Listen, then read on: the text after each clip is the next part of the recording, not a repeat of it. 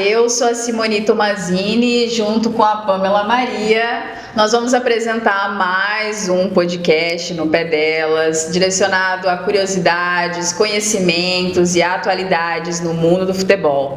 Aproveito para convidar você a se inscrever no canal, a dar o like, porque quando você faz isso, você envia uma mensagem para o YouTube dizendo que o nosso conteúdo é relevante, além de fortalecer aqui o nosso podcast, né, para que chegue a mais e mais pessoas. Hoje nós estamos aqui com um convidado extremamente especial, o Thiago Borsato. O Thiago, ele é engenheiro civil, ele é repórter de campo da Pinga Fogo e também é comentarista da Alternativa Esportes Web. Seja muito bem-vindo, Thiago. Muito obrigado, Simone. Olá, Pamela. Uma honra estar participando aqui desse podcast, né? Desde o primeiro a gente acompanha o trabalho de vocês, um trabalho maravilhoso. Muito obrigada. De levar informação e também diversão, entretenimento para um público bastante relevante. E assim, não tem como não destacar o fato de ser feito por duas mulheres e também ter esse público-alvo como objetivo, para que a mulher também se sinta cada vez mais confortável e cada vez mais uma peça essencial dentro do esporte e em específico do futebol brasileiro. Com certeza. Muito obrigada, Thiago, pela sua presença. Você é sempre muito bem-vindo aqui. E eu gostaria, inicialmente, que você passasse para o pessoal que nos acompanha um pouquinho da sua história. Como que veio a sua história com o futebol? Como que veio essa sua história de trabalho? Da onde que surgiu? Como que foi o seu caminhar? O seu degrau após degrau para chegar hoje na Rádio Pinga Fogo como repórter, que não é qualquer pessoa que chega. Conta pra nós aí, Thiago. Então, Pamela, desde criança, isso assim, até talvez seja um clichê entre boa parte da molecada, né? Apaixonado por esporte e principalmente por futebol. Então, desde muito pequeno, acompanho diariamente, semanalmente, notícias, informações, assisto o máximo possível de jogos que eu consigo. E isso, né, é uma coisa que veio passando dentro da família, enfim, com conhecidos, e fez com que eu realmente criasse uma paixão em cima disso. Até lembro de uma breve história, quando eu era criança, no dia do meu aniversário, né, meus pais fizeram uma festa. E o pessoal estava esperando eu e ele chegarmos lá na festa. A gente foi buscar, se eu não me engano, um salgado, alguma coisa assim. E aí a gente estava retornando e estava tendo um jogo do meu time na rádio, passando na rádio do carro. E eu falei, eu não vou descer enquanto o jogo não acabar.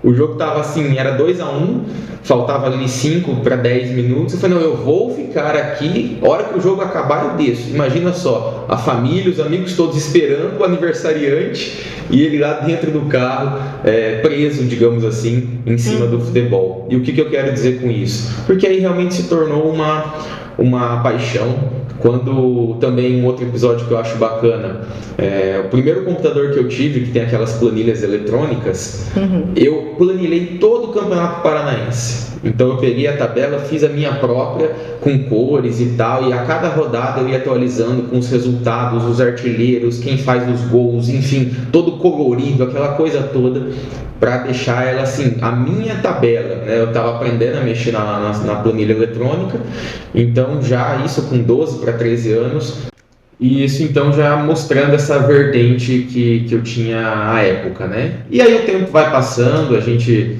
vai também estudando, correndo atrás de uma profissão, mas sempre deixando ali o esporte junto, o futebol e também o automobilismo, que é um que me agrada muito, né? E na sequência, tudo ainda, digamos assim, na parte do hobby, da brincadeira e tudo mais, eu comecei a acompanhar também alguns canais mais alternativos de transmissão. Então, além das televisões consagradas, enfim, aquele pessoal já mais famoso do jornalismo brasileiro, eu comecei a tentar trazer um pouco mais para a minha rotina podcasts, transmissões de outros veículos, né, de web rádios e tudo mais. E nesse ponto, já avançando ali para 2022, eu comecei a acompanhar o trabalho da Alternativa Sport Web, que na época, né, o Hugo Oliveira, que inclusive hoje trabalha comigo na Pinga Fogo, o Sérgio Maurício também, uma equipe muito bacana. Comecei a ver as transmissões, acompanhar, assistir, e como eu já tinha o contato do Hugo, já tinha trabalhado com ele em uma empresa anteriormente, mandei uma mensagem e tal, perguntando se era possível participar como convidado, em algum momento entrar na transmissão, porque você fala, poxa, enquanto você assiste uma grande mídia de TV, você pensa que aquilo está muito distante, né? Você assiste, contempla, digamos assim. Só que quando você vê uma pessoa que já trabalhou com você, ou pessoas que também assim, estão na mesma situação que ti, que acompanham, que gostam, que estão ali se esforçando para fazer um trabalho, mas que ainda não são renomadas, reconhecidas nacionalmente, você fala, poxa, talvez eu consiga participar também disso, colaborar de alguma forma. Então aí foi nesse ponto, né, mandei essa primeira mensagem pro Hugo, ele me passou pro Sérgio, que na época quem fazia, digamos assim, o RH da alternativa, conversamos, fizemos alguns testes antes de entrar ao ar, e aí sim ele me colocou para participar como comentarista em jogos de futebol, também nos programas de debate da alternativa, isso ali no finalzinho de 2022. Então aí fomos, né, virou o ano, 2023, continuamos com isso, até que a gente falou assim, peraí, por que a gente não começa a tentar fazer transmissões no local do evento? A gente tem aqui em Maringá o Estádio Regional Eli Davis, com jogos quase que semanalmente, então por que a gente não se credencia, né, se coloca à disposição para tentar fazer a cobertura desses jogos? E aí conseguimos. Então ano passado do Maringá Futebol Clube a gente fez todos os jogos da Série D e da Copa do Brasil no estádio, né, na maior parte deles o Hugo narrando, eu comentando e o Sérgio Maurício diretamente de Salvador fazendo a parte técnica e operacional da transmissão, e fomos, né, ganhando um pouco mais de experiência também ali no estádio, aquele frisson, aquele agito, conversando com pessoas mais tradicionais da imprensa, e nisso um desses contatos que a gente obteve por ali foi do Ananias Rodrigues, vulgo Garotinho, e aí quando a Pinga Fogo teve ali o espaço, né, abriu-se um espaço para novas pessoas, foi feito o convite para o Hugo e um pouquinho depois para mim, para adentrar a equipe, então fazer parte da rádio e também dos programas, enfim, das plataformas que a empresa participa, né, do Grupo Pinga Fogo de Comunicação. E aí, novamente, assim, como você falou, né, degrau por degrau, passo por passo, começou, eu posso até dizer, como uma brincadeira, né, não no sentido de dispersão ou de ser algo que não é sério, mas brincadeira no sentido de ser algo que você faz leve, tranquilo, assim, sem grandes pretensões, para a partir de um certo ponto, né, um pouquinho mais de um ano na web rádio, na alternativa, e agora já indo para mais de 6 meses na Pinga Fogo, e aí sim com um grau de responsabilidade, de maturidade muito maior, né, uma audiência muito grande, um público muito grande que te acompanha, e é o que a gente sempre brinca, né? A gente está aqui com um microfone da Pinga Fogo e das outras rádios também, microfones muito pesados em Maringá, toda a região. Então a gente tem que sempre ter muito cuidado, muito carinho com aquilo que a gente fala, com a maneira que a gente se expressa para chegar lá. Mas o que eu acho bacana é que desde aquele momento de criança que eu falei, né, aquela paixão, aquela vontade de acompanhar futebol de forma descompromissada, até hoje, de você estar trabalhando com isso, para mim ainda não muda a questão realmente do quão legal é estar fazendo isso e quão legal é participar de transmissões, jornadas esportivas, programas e semelhantes. Ah, sim. É gostoso perceber que a pessoa que trabalha com isso, que está nos trazendo informações diariamente, você pode acompanhar diariamente no Bola na Rede, né? Principalmente os programas diários a respeito do futebol regional aqui. O Thiago está sempre lá dando a voz dele. Então, a qualquer momento do dia você encontra o Thiago, tanto nas redes sociais quanto no canal do YouTube também da Pinga Fogo, né?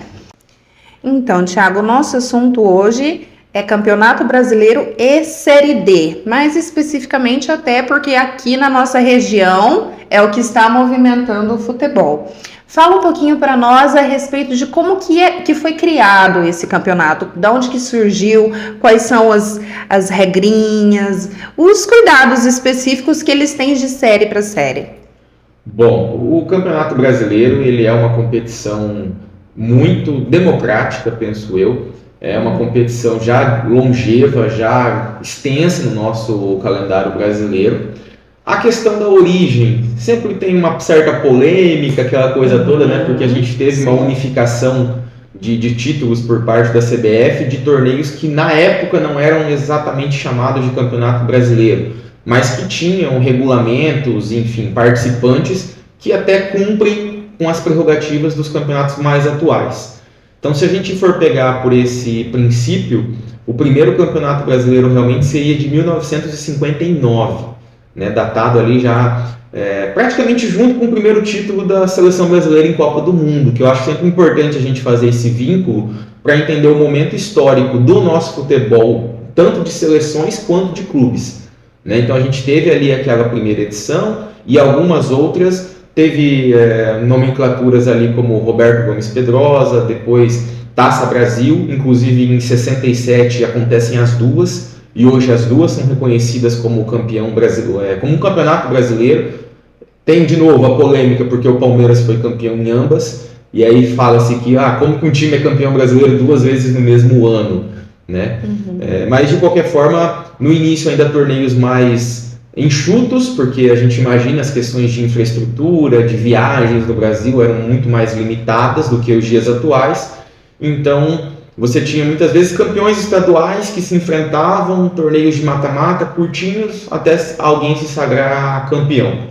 Já no final dos anos 60 isso já muda, com a Taça Brasil, torneios com maior número de participantes, até realmente chegar em 1971, quando ali sim foi o primeiro campeonato nacional de clubes. Né, que até pouco tempo era reconhecido como o primeiro campeonato brasileiro oficial, que o Atlético Mineiro foi campeão, num triangular, se não me engano, com Botafogo e São Paulo, né, já um torneio com um número grande de equipes. Tele Santana era o técnico do Atlético, nesse momento o Brasil já era tricampeão do mundo, então vejam que só nesse primeiro recorte histórico do brasileiro, da Série A, a gente já tem 3 títulos de Copa do Mundo. 58, 62 e 70 da seleção brasileira. Por isso que eu vejo que a gente tem que sim trazer muita valorização para esse período, porque nós éramos de 4 Copas, o Brasil ganhou 3 naquele momento. Então, independente das questões organizacionais internas do futebol brasileiro, nós éramos o mais forte do mundo, tínhamos um campeonato nacional muito forte também, porque a base da seleção eram jogadores daqui, não é igual hoje que são jogadores muitas vezes que jogam no futebol europeu ou até em outras ligas. E aí, então, dando essa devida importância para esse momento, mas colocando também esse parênteses que 71, aí sim, com organização de Confederação Brasileira de Desportos, enfim, uma situação já que foi direcionando para o que a gente tem hoje. Tudo isso, claro, falando de Série A ainda, né? As divisões inferiores, elas vão surgindo com o passar dos anos. Então, década de 70, 80 e 90, nós tivemos muitas mudanças de regulamento, né? Você comentou sobre as regras. Se a gente for trazer ali, praticamente cada ano é uma disputa diferente, né? Tem ano que tem triangular final, tem ano que tem mata-mata, tem ano que tem mais de 90 clubes, porque aí você tinha aquela situação política de tentar agradar todas as regiões e estados, colocando times dentro do brasileiro. Se eu não me engano, acho que 92 ou 95, recorde, alguma coisa, mas isso é impensável, né? Você ter quase 100 times no mesmo campeonato é bastante complicado. Mas, de qualquer forma, eles foram sendo organizados e sendo avançados ao longo do tempo, e aí eu gosto de trazer já ali para o final dos anos 80, início dos anos 90, que a gente já tem uma consolidação bem grande no formato. Você tinha uma primeira fase, os principais times classificavam, depois mata-mata até o campeão. Então ali já é um modelo muito interessante, já mais moderno, e que trouxe disputas bem bacanas entre muitos clubes, né? Você teve finais ali históricas, São Paulo e Guarani de 86 para 87, Corinthians e São Paulo de 1990 foi uma grande final, Palmeiras e Corinthians de 93, Grêmio e Portuguesa em 96, se não me engano, sim, vários momentos muito marcantes do futebol brasileiro a partir desse novo regulamento já bem mais organizado, bem mais esclarecedor para todas as partes envolvidas, inclusive para o torcedor, né, que conseguia entender em que fase que o time dele estava e tal, que era uma coisa que nesses campeonatos com muitos times era bem mais difícil do torcedor conseguir se localizar, né, digamos assim. Era realmente um arranjo feito para colocar equipes ali. Com esse sucesso maior da primeira divisão, da Série A, você foi tendo, consequentemente, as divisões inferiores se estabelecendo, se reestruturando, porque um campeonato ele precisa disso, né? Da promoção, do rebaixamento, para que você também tenha alternância de times, mas sem mudar tanto a quantidade e o formato de disputa. Então você vai criando divisões inferiores para que você possa acoplar a maior parte dessas equipes também, e que elas tenham calendário, que elas tenham jogos por boa parte do ano, né? A gente sabe que no Brasil a gente tem muito time. Então, é preciso de alguma forma condicionar esse pessoal ali. E aí, de forma mais específica, já trazendo para a era moderna, digamos, para o momento atual, aí a gente tem em 2003, aí o advento dos tais pontos corridos, né, que é o que a gente persiste até hoje. Então, o campeonato ali, num primeiro momento, com mais clubes, depois de alguns anos se enxugou para 20, se manteve com 20. Todos os times jogam contra todos, turno e retorno, e o time com mais pontos é campeão, simples assim, um formato que já era sucesso na Europa. No início teve críticas aqui no Brasil, muita gente falando, mas nossa, não vai ter final, não tem semifinal, não vai ter graça nenhuma. Mas hoje a gente vê, na verdade, que os pontos corridos é o contrário. Ele tem, todo jogo vale 3 pontos, todo jogo é decisão. Você tem brigas lá em cima por vaga na Libertadores, no meio de tabela, para não cair. E aí você tem... E outra, ele ao longo do tempo, como ele é um campeonato extenso, ele vai premiando e também vai desafiando as equipes proporcionalmente àquilo que elas apresentam. Porque de repente um time que joga bem e não ganha, 2 jogos pode acontecer. Jogou bem e não ganhou, jogou bem e não ganhou. Ao longo de 38 rodadas... Se ele jogar bem todas, ele vai pontuar bem, né? O campeonato vai compensando essa diferença de desempenho e resultado. E um time que vai mal, só a gente pegar o Santos do ano passado. De repente até um outro resultado aqui ele consegue, mas depois das 38 rodadas, a conta vem. Então isso foi bem interessante, né? De 2003 para cá, e depois com 20 clubes, as tradicionais 38 rodadas. Porque o time que é campeão, quase que indiscutivelmente, é o melhor time do Brasil ou do campeonato em si. Não tem muito o que tirar. Ele foi o que mais pontuou em 38 jogos. É muita coisa. Como eu falei, isso vai se compensando. E aí na Série B também, né? E na Série C hoje a gente tem esses formatos com 20 clubes. Na Série B já com pontos corridos também. Teve uma época que eu lembro que eles faziam uma primeira fase, a Série A já era em pontos corridos, mas a Série B não.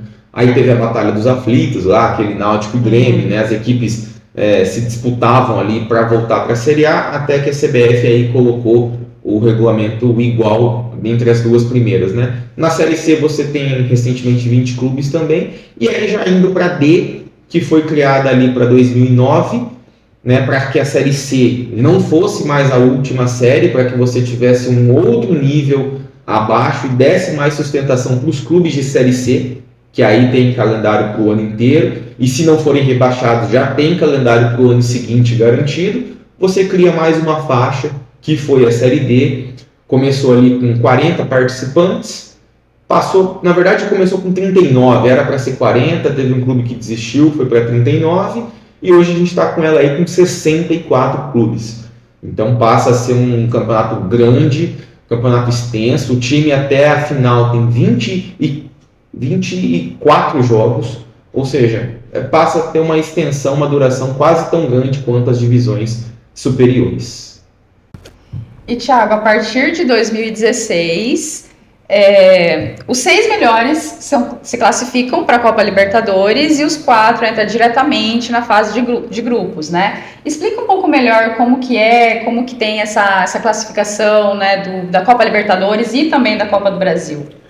Bom, isso aí é interessante porque vem como consequência da expansão da Libertadores, principalmente para times brasileiros e argentinos, né? Então a Conmebol, eu sei que isso já foi do outro podcast, mas houve uma expansão de equipes, você tem mais fases preliminares, aquela coisa toda, então mais times daqui conseguem se classificar. O campeão da Copa do Brasil, sempre, né, de forma tradicional, é o primeiro classificado da Libertadores, e aí os principais do Campeonato Brasileiro. Por um tempo era G4, já passou a ser G6, conforme você comentou, né, os 6 primeiros, aqueles que mais pontuam, mas se o Brasil tiver o campeão da Sul-Americana, o campeão da Libertadores daquele ano, que já garante vaga também para o ano seguinte, e mais o campeão da Copa do Brasil está no grupo dos 6, daqui a pouco você está classificando os 9 primeiros, né, fica quase metade dos times vão à Libertadores. Isso é bastante positivo porque também faz com que aquilo que a gente estava falando do campeonato ter emoção até o final, mesmo sendo de pontos corridos, porque toda posição importa, todo ponto importa. Eu não tenho mais chance de ser campeão, ser quarto e quinto é a mesma coisa. Não é.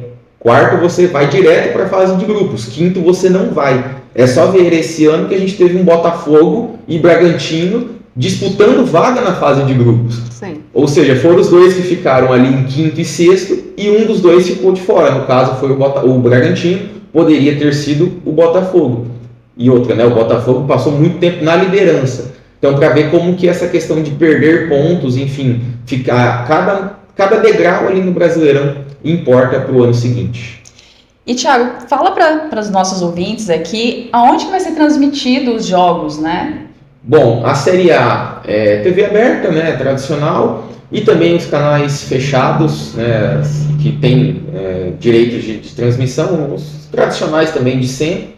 Agora a Série D é uma questão um pouquinho mais complexa, né? Cada ano tem uma transmissão diferente, uma definição diferente, e costuma acontecer em cima do início da competição. Então o pessoal tem que ficar bastante atento aí às notícias, aos canais mais alternativos, digamos assim, porque em algum lugar lá vai chegar a Série D, mas a gente ainda não tem exatamente a certeza de onde será. Exatamente, fiquem atentos, até o último momento pode ser definido, então... E nos jogos, né, do Maringá, fiquem atentos à Pinga Fogo FM. Pinga Fogo FM, Ananias. Um abraço, aquele beijo. Thiago já deu recado, hein? Com certeza. Bom, Thiago, vamos continuar aqui. Fala um pouquinho a respeito do regulamento da Série D. Vamos falar desse regulamento da Série D, porque afinal de contas, é a série que abrange um dos times da nossa cidade, o Maringá Futebol Clube. Então, explica um pouquinho a respeito dos regulamentos dessa série em específico. Legal. Como a gente falou, a Série D ela começa com 40 participantes, oscila, chega a ter 68, mas hoje ela tem 64. E é um formato bem simples de entender, só que na minha visão difícil de jogar para os clubes. Porque o que acontece? 64 clubes esparramados em 8 grupos de 8 times cada. Começamos aí. 8 grupos com 8 times, 8 vezes 8, 64. Desses 8, turno e retorno, ou seja, 14 jogos para cada um, né? Você tem 7 adversários, então 7 de ida, 7 de volta. 14 jogos e os 4 melhores colocados de cada grupo passam para a segunda fase. Até aí tranquilo, passaram 32 times, né? Metade das equipes continuam sonhando. Só que a partir daí é só jogo eliminatório, é só mata-mata. Os 32 viram 16, os 16 viram 8, os 8 viram 4, 4 viram 2 e dos 2 sai um campeão. Então você tem 5 fases de mata até o time chegar ao título, né? Você tem, o pessoal brinca que é 16 avos, né? 16, depois as oitavas, as quartas, a semi e a final. São 10 jogos, só que tudo eliminatório. E a gente sabe que o jogo eliminatório tem um componente diferente, nem sempre o melhor ganha. A gente viu, você falou tem uma emoção diferente, né, também. Você falou do Maringá, né, Futebol Clube, que é o time da nossa região que vai representar a cidade no torneio. Você de repente pega um Camboriú da vida, que é um time mais fraco do que você. Eles conseguiram segurar um empate lá, 0-0, vieram para cá, arrumaram um gol, aquele famoso gol achado do futebol, num lance de escanteio despretensioso, se seguraram, levaram para os pênaltis e passaram. Tem seus méritos, é claro, não estou aqui desvalorizando a equipe catarinense, mas o Maringá era muito mais time. Isso ficou nítido para quem assistiu ao jogo. Só que aí você tem, esse foi o primeiro mata, aí você tem o das oitavas e os das quartas, são 3.